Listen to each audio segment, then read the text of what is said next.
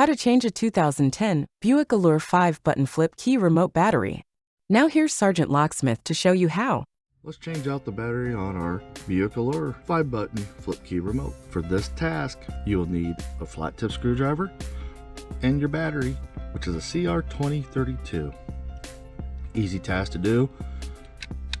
Pop your blade open, and if you look, you'll see you have the seam line where the two halves. You've got that diagonal cut, which this is the bottom piece. Just place your thumb in there, push down, and the back cover pops off. Take this flat tip, you notice there's an indentation over here, put it right in there, and you want to lift up to pop it out. These right here provide the spring tension. Here's your CR2032 battery.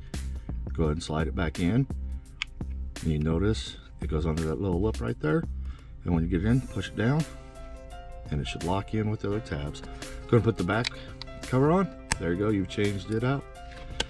Hey, thanks again for watching, and let's be safe out there.